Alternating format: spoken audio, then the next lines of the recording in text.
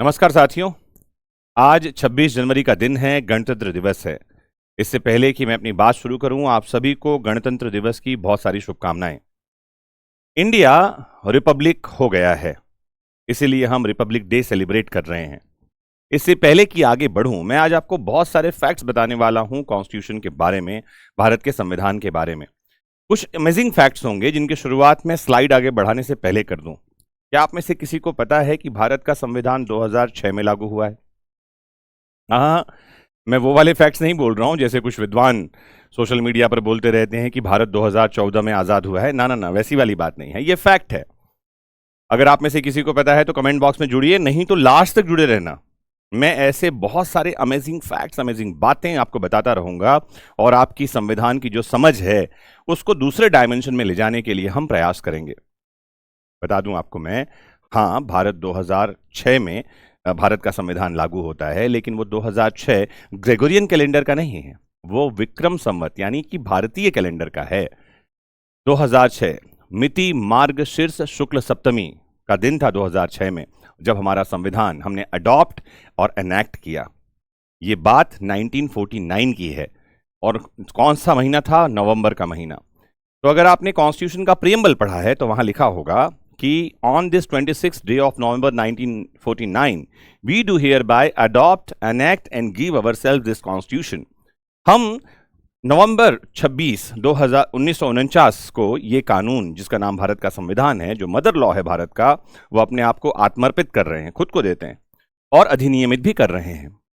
लेकिन फिर क्या है कि 26 नवंबर 1949 को लागू हुआ कानून, जो लागू होना था, अडॉप्ट हो गया था, एनेक्ट हो गया था, वो जनवरी 26 1950 तक क्यों रुका रहा? 1949 में हो जाना था, लेकिन 26 जनवरी तक रुका क्यों रहा, इस बारे में भी आज हम समझेंगे।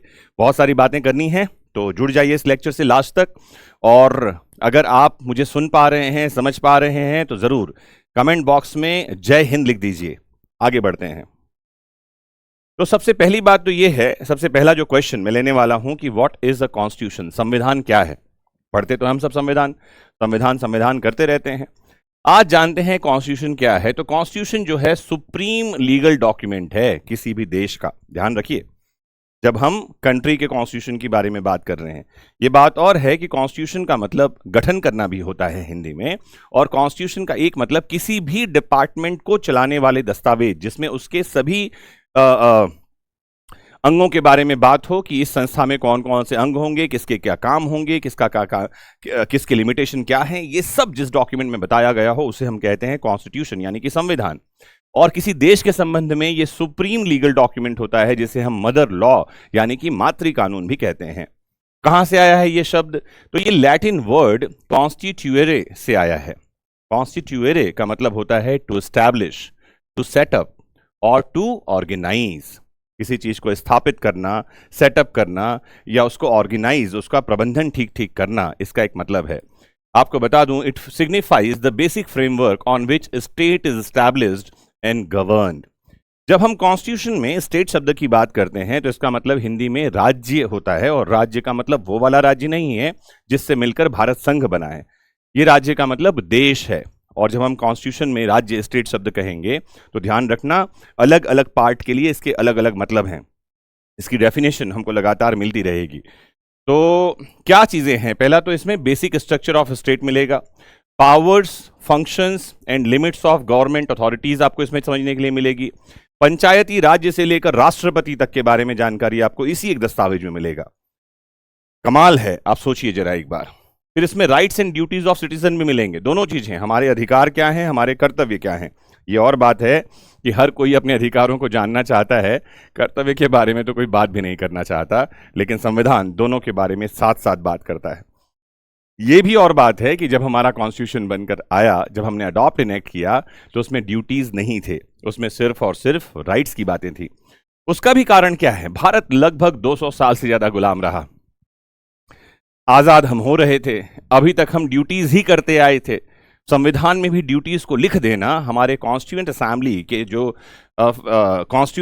के जो हमारे मेंबर्स थे, जो संविधान निर्माता थे, उनको लगा कि ड्यूटीज ही तो करते आ रहे हैं, कर्तव्य ही तो करते आ रहे हैं, आज़ादी का मतलब है कि आओ इनको हम अब अधिकार देते हैं। शायद यही रीज़न होगा कि हमारे कॉन्स्टिट्यूशन में राइट्स यानी अधिकारों की बात शुरुआत में थी, ड्यूटीज़ की बात नहीं थी, जो बाद में जोड़ी गई, जिसके बारे में हम बात करेंगे जब संविधान पढ़ेंगे तो बहुत डिटेल में समझाऊंगा।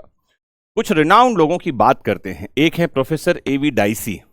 डाइसी साहब ने कहा, a constitution is the body of rules of laws which determine the distribution and exercise of the sovereign power in the state. क्या है ये? एक बॉडी है जो रूल्स ऑफ लॉज यानी कि रूल्स और लॉज यानी कि नियमों और कानूनों से मिलकर बनने वाली एक बॉडी है। इसमें क्या मिलेगा आपको? रूल्स मिलेंगे और लॉज मिलेंगे कॉन्स्टिट्यूशन में। किस बारे में बात करते हैं? We determine the distribution and exercise of the sovereign power. जो संप्रभु शक्ति होती है, सोवरेन पावर क्या है? प्रियम्बल में आप जाएंगे तो उसमें शुरुआत ही भाषा ये लिखती है, we the people of India having solemnly resolve to constitute into India into sovereign. We the people of India having solemnly resolve to constitute India into sovereign. Bharat को एक संप्रभु राज्य बनाने के लिए आज हम ऐसा कुछ कर रहे हैं, ऐसा हमारे प्रियम्बल में लिखा है। कौन लिखा है? हम भारत के लोग। जो सोवरेन पावर होता है, इसका मतलब होता है ऐसी अथॉरिटी जिसको डिसीजन लेने के लिए किसी और से नहीं पूछना, जो अपने आप में ही डिसीजन यानी निर्णय लेने के लिए सक्षम है। तो सोवरेन स्टेट का मतलब है ऐसा राज्य जिस पर किसी और का डोमिनियन नहीं है, जिसमें किसी का उपनिवेश नहीं है, जो किसी का गुलाम नहीं है, जो अपने आप में स्वतंत्र है। तो क्या डिटरमाइन करता है? उसके exercise, distribution and exercise of the sovereign power, जो संप्रभु शक्ति है उसका डिस्ट्रीब्यूशन, वितरण कैसे होगा और उसका एक्सरसाइज, उपयोग कैसे किया जाएगा, यह बताने वाला कॉन्स्टिट्यूशन जो है एक बॉडी है जिसमें रूल्स और लॉज हैं। एसेंस क्या है? Dicey focuses on sovereign power, who holds it and how it is exercised. फिर एक व्यक्ति है केल्सन। केल्सन क्या कह रहे हैं? केल्सन कहते हैं, the constitution is the supreme law of the land which forms the foundation of the legal order of a state. क्या है इस बात का मतलब? Kelsen treats the constitution as the highest legal norm. ये कहते हैं सर्वोच्च विधि यही है, सर्वोच्च नियम यही प्रतिपादित करता है, from which all other laws derives validity. कोई भी कानून देश में बनता है तो इसी एक कानून के संगत होना चाहिए। आपको पता भी होगा, एक आर्टिकल है हमारे पास, आर्टिकल 13 इंडियन कॉन्स्टिट्यूशन में, जिसमें केल्सन साहब की इस बात को लिया गया है कि अगर देश में कोई कानून बना और वो संविधान सम्मत नहीं है, नॉन कॉन्स्टिट्यूशनल जिसे हम कहेंगे, तो वो इनवैलिड है, असंवैधानिक है, उसे हम कहेंगे। ध्यान रखने की बात है। और अगर कानून में कोई ऐसी बात है जो फंडामेंटल राइट से इनकंसिस्टेंट है, असंगत है, शून्य घोषित किया जा सकता है। फिर देखिए जेम्स ब्राइस साहब क्या कह रहे हैं। ये कहते हैं, constitution is the aggregate of laws and customs under which the life of the state is organised. एक जो राज्य है उसके जीवन को ऑर्गेनाइज किया जाता है, कैसे वो काम करेगा, कैसे फंक्शन करेगा। क्या मतलब है इसका? ये कहते हैं जो ब्राइस हैं वो ब्रॉड एंड प्रैक्टिकल व्यू देते हैं कॉन्स्टिट्यूशन को, including both written laws and conventional customs. Convention या कस्टम्स क्या होते हैं? तो कन्वेंशंस या कस्टम्स हम कहते हैं प्रथाओं को, रूढ़ियों को। तो ये कहते हैं लिखित कानून तो ठीक है, वो तो हैं ही हैं, कस्टम्स देश में जो प्रथाएं हैं जिससे कानून बनेगा, जो कॉन्स्टिट्यूशन है इन दोनों का अग्रीगेट है। अग्रीगेट का मतलब होता है इनका समुच्चय, ये हमारा संविधान है। तो कमाल की परिभाषाएं हैं और इससे आपको समझ में आ गया होगा कि संविधान क्या है। अगर कोई संविधान को क्या है पूछे तो आप एक लाइन में आंसर दे सकते हैं। समअप कर दूं मैं कि कॉन्स्टिट्यूशन सुप्रीम लीगल डॉक्यूमेंट है हमारे देश का। आसान परिभाषा। दूसरी बात क्या कह सकते हैं? A document which is to established, setup और ऑर्गेनाइज द स्टेट। इसी देश को, राज्य को चलाने के लिए, उसकी स्थापना के लिए, सेटअप करने के लिए जिस डॉक्यूमेंट की जरूरत है वो है हमारा भारत का संविधान। बहुत सारी परिभाषाएं हैं, बहुत कम चुनिंदा परिभाषाएं मैं लेकर आया हूं और आपको समझाने में सक्षम हो रहा होऊंगा। Supreme legal law, mother law, ठीक है, और ऐसा कानून जिससे बाकी सभी कानून जन्मते हैं। All other laws are derived from which particular law is known as constitution. फिर देखिए कुछ इंटरेस्टिंग फैक्ट्स मैं आपको बता दूं आज 26 जनवरी के दिन कॉन्स्टिट्यूशन के बारे में। पहली बात तो यह है कि लॉन्गेस्ट रिटन कॉन्स्टिट्यूशन है ये पूरी दुनिया में, सबसे बड़ा लिखित संविधान। कब अडॉप्ट हुआ? 26 नवंबर 1949 को। कब से लागू हुआ है? 26 जनवरी 1950 को। क्यों हुआ है 26 जनवरी को? तो आप जान लें, 1930 में, 1930 में इसी दिन पूर्ण स्वराज की घोषणा हुई थी। और उस बात को याद को ताजा रखने के लिए, क्योंकि नवंबर में हमारा लॉ आ गया था, दिसंबर 1 महीना रुकना था, तो संविधान निर्माताओं ने सोचा 1930 की उस याद को बरकरार रखने के लिए 1 महीना रुक जाते हैं और 26 जनवरी 1950 को जाकर के ये कानून, जिसे हम भारत का संविधान कहते हैं, लागू हुआ। शुरुआत में इसमें 395 आर्टिकल थे, 22 पार्ट थे, 8 स्केड्यूल्स थे। वर्तमान समय में 470 से ज्यादा आर्टिकल्स हो चुके हैं। ध्यान रखना है, गिनने में इनकी संख्या 395 ही है। 1 से लेकर 395 में खत्म हो जाएगा। लेकिन ABCDEFG 243 A B 243 C O तक है, 338 A आ गया है, 338 B है। तो ऐसे बहुत सारे AB करके आर्टिकल्स आ गए हैं, 21 A है, उनको मिला लेंगे तो 470 आर्टिकल्स हो जाते हैं। और पार्ट्स भी वैसे ही AB करके 25 हो जाते हैं। ये बात है कि उनके नंबर्स अभी भी 22 ही हैं, आपको ये ध्यान रखना है। स्केड्यूल्स 12 हो गए हैं, इसमें AB नहीं किया गया है। 8 के बाद 9 है, 9 के बाद 10 है, 11 है और 12 है। तो ये हमारे पास 12 अनुसूचियां हैं। तो ये कुछ बातें हैं, ध्यान रखना है। विचार जो लिए गए हैं बहुत सारे ब्रिटेन से, US से, आयरलैंड से, कनाडा से, ऑस्ट्रेलिया से लिए गए हैं। आपके प्री एग्जाम में, अगर आप किसी भी एग्जाम का पार्ट हैं, तो उसमें एग्जाम में क्वेश्चन पूछा जाता है कि कौन सी बात कहां से ली गई है, जो हमें याद करनी होती है, जिसके बारे में हम डिटेल में बात करेंगे जब हम लेक्चर स्टार्ट करेंगे। कुछ बहुत इंटरेस्टिंग बातें देखिए। पहली बात तो यह है कि कॉन्स्टिट्यूएंट असेंबली में शुरुआत में 389 मेंबर्स थे, ठीक है। और यह बात कब की है? पार्टीशन से पहले, मतलब भारत और पाकिस्तान अभी अलग हुए नहीं हैं। आपको पता है कि 1946 में ही हमारा कॉन्स्टिट्यूएंट असेंबली बन गया था। भारत के विभाजन की बात तो 1947 में आई है। तो पहले हमारे पास में 389 मेंबर्स थे, बाद में 299 मेंबर्स बचे, उसमें भी 284 मेंबर्स ने साइन किया था कॉन्स्टिट्यूशन में। ध्यान रखिए, इस बात का भूलना नहीं है। इसे एग्जाम में प्रश्न पूछा जाता है कि कितने मेंबर्स ने संविधान में हस्ताक्षर किए हैं, तो इनकी संख्या है 284।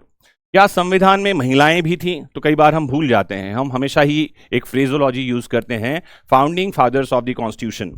संविधान के पिता शब्द की बात करते हैं। पिता हैं तो माता भी तो होंगी। जी हाँ, संविधान में फाउंडिंग मदर्स भी थी। 15 महिलाएं कॉन्स्टिट्यूएंट असेंबली की भाग थीं। ये भी कई बार एग्जाम में पूछा जाता है। ध्यान रखना है, कुछ मिलाकर 22 समितियां थी। हम में से बहुत सारे लोग सिर्फ एक ही समिति को जानते हैं, ड्राफ्टिंग कमेटी को, लेकिन कुल मिलाकर 22 समितियां थी और इस 22 समिति के 22 अलग अलग अध्यक्ष थे। आपको यह भी जानना चाहिए कि सबसे इंपॉर्टेंट कमेटी ड्राफ्टिंग कमेटी को कहा जाता है, क्योंकि इसने ही संविधान का फाइनल ड्राफ्ट तैयार किया। और ड्राफ्टिंग कमेटी में आंबेडकर साहब के अलावा 7 और सदस्य थे। कितने सदस्य? 7 मेंबर्स थे। डॉक्टर अंबेडकर इसके कमेटी के चेयरमैन थे, जिन्हें ही architect of the Indian constitution कहा जाता है। ध्यान रखना है इस बात का। कई बार एग्जाम में क्वेश्चन पूछा जाता है कि who is known as the architect of Indian constitution, और यह शब्द है डॉक्टर बाबा साहब भीमराव अंबेडकर के लिए। इसको याद रखिए। कॉन्स्टिट्यूशन ने टोटल 2 साल बनाने में इनको लगा, 11 महीना 18 दिन, 2 years 11 months and 18 days के परिश्रम के बाद हमारा संविधान लागू हुआ। आपको जानना चाहिए कि जब हमारा संविधान सभा बनी तो कितने बुद्धिमान लोग वो रहे होंगे कि उन्होंने शुरुआत में ही ये डिसाइड किया कि जब कभी कोई प्रोविजन पर डिबेट होगी तो वो प्रोविजन संविधान का भाग होगा या नहीं, इस पर बहस तो करेंगे लेकिन वोटिंग नहीं होगी। मतलब यूनानिमस डिसीजन होगा। दोस्तों, यूनानिमस डिसीजन बहुत कठिन है बनाना। अगर संविधान की सभा में हमारे पास कुल मिलाकर के 300 के आसपास मेंबर हैं, शुरुआत में 389 थे, बाद में उनकी संख्या बढ़कर 299 हो गई। मैं 300 का आंकड़ा इसलिए कह रहा हूं। और इन 300 का एक मत हो जाना, ध्यान रखिए, मैं कई बार इसे मजाक में कह देता हूं कि भारत में, हमारे देश में अगर 4 लोग एक साथ एक मत से एक दिशा में चल रहे हैं, मतलब उसके कंधे पर कोई होगा। 300 लोगों को एक मत करना बहुत कठिन है। मतलब कोई एक प्रोविजन आया, उस पर बहस हुई, जरूर कोई ना कोई होगा जो उसके अपोज में होगा, लेकिन डिसाइड ये किया गया कि हम सब एक मत से प्रावधानों को लेकर आएंगे। और आपको जानकर आश्चर्य होगा कि लगभग सभी प्रावधानों के लिए एक मत निर्णय हुआ और कोई वोटिंग नहीं हुई थी। कितने विद्वान लोग रहे होंगे, एक बार सोचिए। Total number of sittings of the constituent assembly was 165। 165 बैठकें हुई और लगातार बहस हुए। ध्यान रखना है कि संविधान ना तो टाइप हुआ है ना ही प्रिंट हुआ है। बहुत सारे लोग ऐसे बहस में पड़े रहते हैं कि संविधान किसने लिखा, संविधान किसने लिखा। तो संविधान हाथ से लिखा गया है। और कौन है लिखने वाले व्यक्ति? हैंड रिटन है, कैलीग्राफ्ड है, और इसको लिखने वाले व्यक्ति हैं प्रेम बिहारी नारायण रायजादा। इन्होंने अपनी सुलेखन से संविधान को सजाया था। ठीक है, और आपको जानकारी दे दूं कि संविधान को डेकोरेट किया गया था आर्ट वर्क से। मतलब आपको बता दूं, भारत के संविधान में जो फंडामेंटल राइट्स वाला चैप्टर है उसकी शुरुआत राम, लक्ष्मण और सीता के चित्र से होती है। संविधान में गौतम बुद्ध, भगवान बुद्ध का भी चित्र है। संविधान के हर एक भाग की शुरुआत में एक सुंदर चित्र बनाया गया है जिससे कि उस भाग की शुरुआत होती है। ये चित्र बनाने वाले व्यक्ति कौन है? इनका नाम है नंदलाल बोस। ध्यान रखिए, नंदलाल बोस। प्रेम बिहारी नारायण रायजादा ने इसको लिखा था, बिहार के रहने वाले थे। ओरिजिनल कॉन्स्टिट्यूशन में 395 आर्टिकल थे, मैंने बताया। 8 स्केड्यूल्स यानी कि अनुसूचियां थी और 22 इसमें भाग थे, जो कि आपको याद भी होगा और याद कर लिया होगा। ध्यान रखना है कि जो संविधान लिखा गया था हिंदी में और अंग्रेजी में, दोनों ही भाषाओं में लिखा गया था। मैं ऐसे फैक्ट्स आपको क्यों बता रहा हूं? क्योंकि संविधान में क्या बातें हैं, क्या नहीं है, मूल अधिकार क्या है, या तो आप लगातार पढ़ते रहे होंगे। कुछ ये अनयूजुअल बातें हैं जो भी आपको जाननी चाहिए। आपको पता है संविधान को लिखने के लिए जो नीब का उपयोग किया गया था वो कहां से मंगवाया गया था? आपको जानकारी दे दूं, ये भी इंग्लैंड से इंपोर्ट किया गया था, जिससे कि हमारा संविधान लिखा गया था। कितने रुपए का खर्च हुआ था? याद रख लीजिए, उस समय 1949 26 नवंबर 1950 के पहले 64 लाख रुपए संविधान को लिखने में खर्च आया था, जिसमें कि हमारे कॉन्स्टिट्यूएंट असेंबली के मेंबर्स की बैठकें, संविधान का लिखना, ये सब बातें शामिल है। कुछ और मजेदार बातें बताता हूं। कॉन्स्टिट्यूएंट असेंबली पहली बार बैठक कब होती है? इनकी बैठक होती है 9 दिसंबर 1946 में। ठीक है, कब अडॉप्ट होता है? 26 नवंबर 1949 में, जो मैं आपको बता चुका, अभी याद होगा।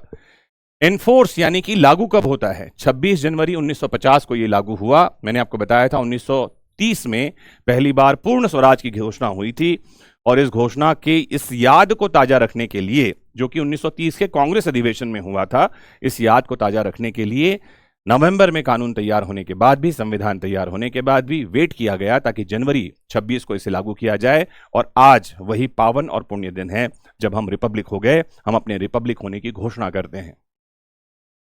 काम की बात देखिए, पहली बार संविधान बनाने का प्रस्ताव कॉन्स्टिट्यूएंट असेंबली जो बनाया जाएगा, जिसमें कि कॉन्स्टिट्यूशन तैयार किया जाएगा, इसका प्रपोजल किसने दिया? इनका नाम है एमएन रॉय। 1934 में पहली बार इसका प्रपोजल ये देते हैं, प्रस्ताव रखते हैं, आइडिया, विचार रखते हैं। फिर देखिए, संविधान में जो प्रावधान है वो लगभग 10 देशों से लिए गए हैं। क्यों ऐसा हुआ मैं बताऊं दोस्तों आपको। क्योंकि हमारे देश में आजादी के पहले दुनिया का एक बड़ा देश यूएस ये स्वतंत्र हो चुका था, और साथ ही जापान, हाल ही उससे थोड़े समय पहले जापान आजाद हुआ था। यूके का कॉन्स्टिट्यूशन तो लागू था ही था।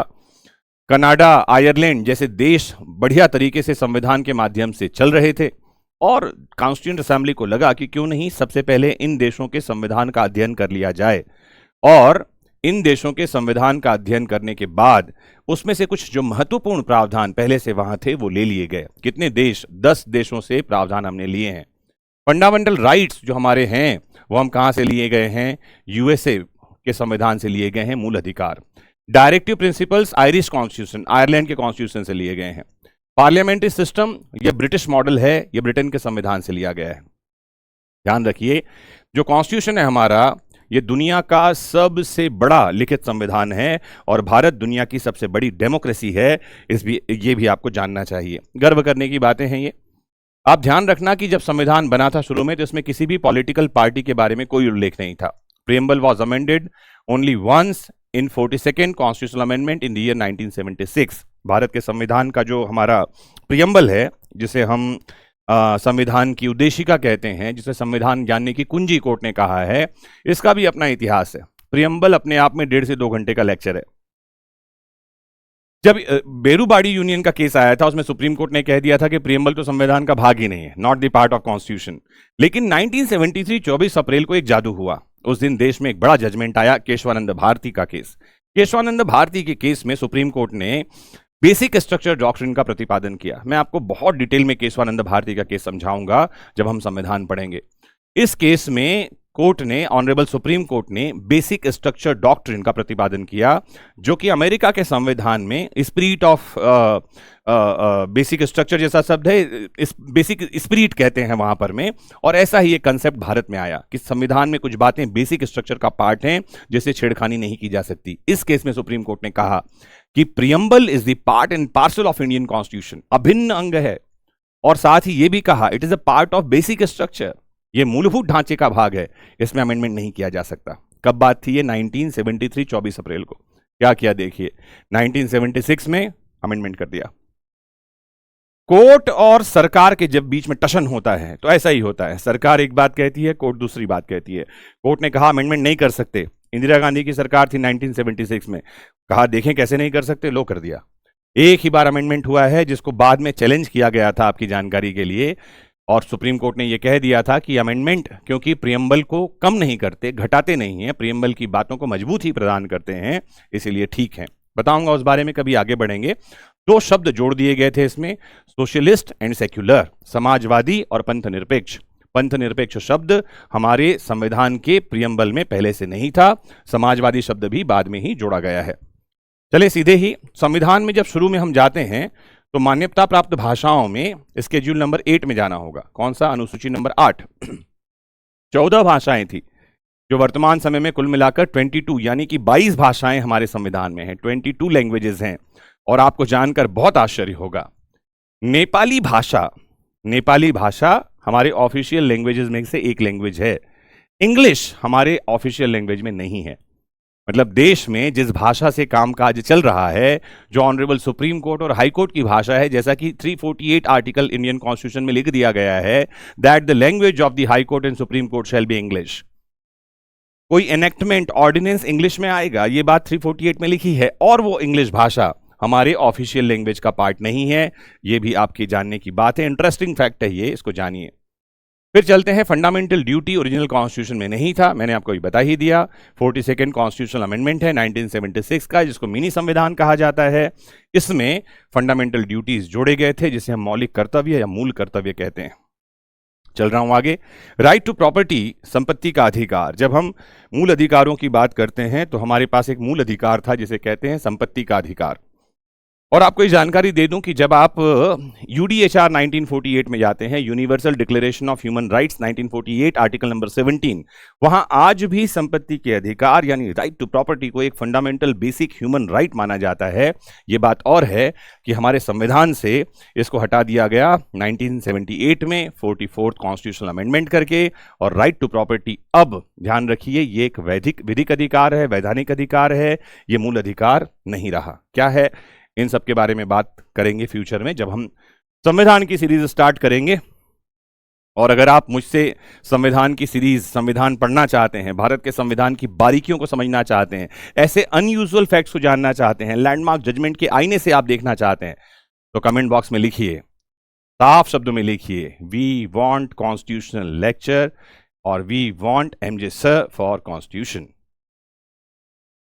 अरे कम से कम जय हिंद लिख दो, उससे ही समझ में आ जाएगा कि हाँ आपको पसंद आ रहा है। क्योंकि अगर आपको अच्छा लग रहा है, सुनना है, समझना है, तो आपको समझाने के लिए तो बड़ी खुशी होगी, आपसे जुड़ने में मजा आएगा। ये सब बातें एक एक पॉइंट, एक एक 1.5 घंटे का लेक्चर लेंगी, एक एक पॉइंट। कुछ पॉइंट तो जैसे आर्टिकल, ये जो 42nd अमेंडमेंट है, ये तो कम से कम 4 घंटे का लेक्चर है, जहां हम डिटेल में समझाएंगे कि क्या अमेंडमेंट हुआ, क्यों हुआ, 42nd अमेंडमेंट क्यों आया, 1976 में इमरजेंसी लग गई थी, 1975 में इमरजेंसी क्यों लगाई गई, हुआ क्या था। कई तरह की बातें हैं जो हम यहां पर में करने वाले हैं, जो हम आगे करेंगे। ठीक है, आगे चलते हैं। So the constitution was debated clause by clause in open session, लगातार इनमें बात हुई थी। आंबेडकर साहब डिस्क्राइब द कॉन्स्टिट्यूशन। परिभाषा है संविधान की, भैया क्या है कॉन्स्टिट्यूशन, तो कहा उन्होंने workable, flexible and strong document. कैसा दस्तावेज कहा उसे, जो वर्केबल है, फ्लेक्सिबल है और बहुत स्ट्रांग है। कुछ थोड़ी सी बातें और कर लेते हैं, हमारे संविधान में क्या खासियतें हैं। तो संविधान की खासियतों को जब हम गिनना शुरू करेंगे तो शायद अपने आप में वो 2-3 घंटे का लेक्चर लेगा। लेकिन क्या खासियत है हमारे संविधान में, एक तो है कि फ्लेक्सिबल बहुत है। इतना फ्लेक्सिबल है कि पिछले, मतलब समझें 70-75 साल में 106 अमेंडमेंट हो गए, इतना फ्लेक्सिबल है। और रिजिड रिजिड ऐसा है कि संशोधन करना आसान नहीं है। प्रक्रिया क्या है उस पर हम जाएंगे और समझेंगे। फंडामेंटल राइट्स के बारे में बताता है हमारा संविधान, हमारे मूल अधिकार देता है, आम आदमी के मूल अधिकार देता है, और इस बात को क्लियर करता है कि everyone is equal before the law, कानून की नजरों में सब समान है। रूल ऑफ लॉ का प्रतिपादन करता है, जिसे हम कहते हैं विधि का शासन। बहुत संक्षेप में एक बात बता दूं, एक होता है रूल ऑफ लॉ, एक होता है rule by law. Rule of law क्या है? जहां पर में कानून सुप्रीम है और हर कोई कानून की नजरों में समान है। रूल बाय लॉ क्या है? जब सरकार, संसद कानून बनाकर लोगों पर शासन करती है। क्या हमारे देश में रूल ऑफ लॉ है? मैं आपको बहुत आसान शब्दों में समझाता हूं। रूल बाय लॉ जब होता है तो सरकार ने जो कानून बना दिया उसे मानना जनता के लिए बाध्यकारी है। जैसे अगर आप नॉर्थ कोरिया को जानते हैं तो वहां का जो तानाशाह है उसका नाम है किम जोंग उन, जानते हैं आप उसे? तो भाई ने अभी क्या किया, कुछ फैशन, वो फैशन शो में नहीं जाता, फैशन परस्त है वो। तो हेयर स्टाइल कुछ तरह का करना, कुछ तरह का जैकेट पहनना, और हुआ ये कि क्योंकि वो देश का तानाशाह है, पढ़ाया भी जा रहा है देश में उसके बारे में कि वही सर्वशक्तिमान है, लोग उसको फॉलो करते हैं। कुछ लोगों ने वैसे ही कपड़े पहनने शुरू कर दिए, तो लॉ बना दिया कि जो भी ऐसा कपड़ा पहनेगा गिरफ्तार कर लिया जाएगा। लोगों ने गिरफ्तार होना शुरू हो गए लोग, पुलिस उसको गिरफ्तार करने लगी। इसको फैशन पुलिसिंग नाम दिया गया, मोरल पुलिसिंग नाम दिया गया। क्या हमारे देश में ऐसा हो सकता है कि कल सरकार एक कानून ले आए और कहे जो कोई काला कपड़ा पहन के आएगा उसको गिरफ्तार कर लेंगे? अगर सरकार ऐसा कर सकती है तो हम कहेंगे यहां भी रूल बाय लॉ है। लेकिन नहीं, सरकार जैसे ही ऐसा कानून लेकर आएगी हम सीधे कहां पहुंच जाएंगे? Supreme Court of India. एक आर्टिकल है, article 19(1)(a) of Indian constitution, right to express, अभिव्यक्ति का अधिकार, जिसके तहत अपने पसंद के कपड़े पहनने का अधिकार आपको है। और क्योंकि यह फंडामेंटल राइट है, इसके अगेंस्ट में जब भी कोई लॉ आएगा, by the virtue of article 13 of the Indian constitution, the Supreme Court is going to call the particular law in the court of justice, और डिक्लेयर कर देंगे उसको वॉइड, कि संविधान के तहत, क्योंकि ये कानून संविधान के मूल अधिकारों में दिए गए प्रावधानों का उल्लंघन करता है, शून्य घोषित किया जाता है। क्या कमाल की बातें हैं। तो संविधान में क्या बढ़िया है, बहुत सारी बातें हैं जो संविधान में विशेष हैं। तो कितने अमेंडमेंट हो गए हैं? मैंने बताया 106 अमेंडमेंट अभी तक हो चुके हैं संविधान में। अमेंडमेंट क्यों करना पड़ता है? तो देखिए, एक व्यक्ति हैं जर्मी बेंथम। जर्मी बेंथम अच्छे कानून का गुण बताते हैं कि अच्छे कानून के गुण क्या होते हैं। तो वो कहते हैं, पहला तो ये जनता की भाषा में होनी चाहिए, लैंग्वेज उनका होना चाहिए। दूसरी बात यह कि बहुत सरल होना चाहिए, आम आदमी को समझ में आ सके। तीसरी इंपॉर्टेंट बात वो कहते हैं, जैसे जैसे समाज बदल रहा है, सोशल ट्रांसफॉर्मेशन हो रहा है, वैसे वैसे कानून को भी बदलना चाहिए। और चौथी इंपॉर्टेंट बात वो कहते हैं कि कानून में इतनी क्षमता, इतनी कैपेबिलिटी, इतनी कॉम्पिटेंसी होनी चाहिए कि कानून के आने के बाद समाज भी बदले। बहुत आवश्यक ये 4 गुण हैं, जिसमें से पहला गुण तो हमको कानून में देखने के लिए नहीं मिलता है। आई एम सॉरी कि कानून सरल भाषा में नहीं है, बिल्कुल नहीं है, आम आदमी की समझ के लिए तो बिल्कुल भी नहीं है। Legal language is the complex one. ऐसा कहा जाता है कि वैदिक भाषा बहुत ही कठिन है, क्योंकि वो स्पष्ट भाषा है। कैसी भाषा है? जैसे अच्छा एग्जाम्पल दूं मैं आपको, फिर आगे बढ़ूं। एक आपने मजाक सुना होगा कि एक बार जो है एक टीचर ने अपने स्टूडेंट को पूछा, स्टूडेंट का कहना यह था कि सर वैदिक भाषा इतनी कॉम्प्लेक्स क्यों है, legal languages why so complex? तो टीचर ने कहा कि अगर तुमको एक संतरा इस आदमी को देना है, अपने दोस्त को, तो कैसे दोगे? तो कहा कि मैं कहूंगा संतरा ले ले। टीचर ने आगे पूछा, मान लो वो संतरा खा ले और तुमने उसको रखने के लिए दिया हो, तो तब तो गड़बड़ हो जाएगा, वापस कैसे मिलेगा? तो टीचर ने समझाया कि एक लॉ बैकग्राउंड का स्टूडेंट एक लीगल लैंग्वेज में संतरा कैसे देगा। तो वो कहते हैं कि वो कहेगा कि दोस्त, ये जो फल है जिसका नाम संतरा है, मैं रस गुदे छिलके सहित तुमको अंतरित करता हूं। तुम इसे खा सकते हो, छील कर रख सकते हो, फेंक सकते हो, किसी को बेच सकते हो, इसका जूस निकाल सकते हो। ये it is free from any kind of charge और इनकम्बरेंस, ये किसी भी भार से मुक्त है। और साथ ही ये बात कहता है कि मैं बिना नशे पते के होशो हवास में ये तुमको अंतरित कर रहा हूं। और ध्यान रहने की बात यह है, ये जो भाषा है, ये जो लैंग्वेज है, ये वक्त जरूरत काम आने के लिए है। और साथ में 2 विटनेस भी खड़े होंगे। अब वो आदमी जिसको संतरा मिल गया है, उसको क्या कर सकता है? रख सकता है, खा सकता है, फेंक सकता है, बेच सकता है, because of this particular language, इस भाषा के कारण। और समझिए, क्योंकि अधिकारों का रक्षा करना है, इसलिए भाषा टफ हो जाती है, कॉम्प्लेक्स हो जाती है। बहरहाल, जो कानून हमारे पास में है संविधान, क्या एक गुण बताया था जर्मी बेंथम ने कि कानून को समाज के साथ बदलना चाहिए, अपने में बदलाव करना चाहिए, वही अच्छा कानून है। और जैसे जैसे समाज बदलता गया, जरूरत के हिसाब से संविधान में संशोधन होता गया। 106 संशोधन इस बात को बताते हैं, इस बात का द्योतक हैं कि ये संविधान हमारा समाज के हिसाब से बदल रहा है। इसका मतलब बहुत ही अच्छा डॉक्यूमेंट है जिसकी तारीफ की जानी चाहिए। एट लास्ट, इन कंक्लूजन, मैं ये बात समझा दूं कि the Indian constitution is not just a legal document, केवल एक वैधानिक दस्तावेज नहीं है ये। It is a living philosophy, एक जीवंत दर्शन है that guides the soul of India, जो भारत की आत्मा को रास्ता दिखाता है, उसका दिशा निर्देश करता है। और इस बात के साथ मैं अपने लेक्चर को यहीं समाप्त करता हूं। आप सबको एक बार फिर से गणतंत्र दिवस की शुभकामनाएं। कुछ ऑनलाइन कोर्सेस हैं जिनके साथ आपको छोड़कर जा रहा हूं, आप जरूर इन कोर्सेस को देखें और अपने ज़रूरत के मुताबिक आप इसमें से कोर्स चयन कर सकते हैं, कोर्स चुन सकते हैं। और नीचे डिस्क्रिप्शन बॉक्स में जो लिंक दिया है या कॉन्टेक्ट नंबर दिया है, उस पर जाकर संपर्क कर सकते हैं। नमस्कार, जय हिंद।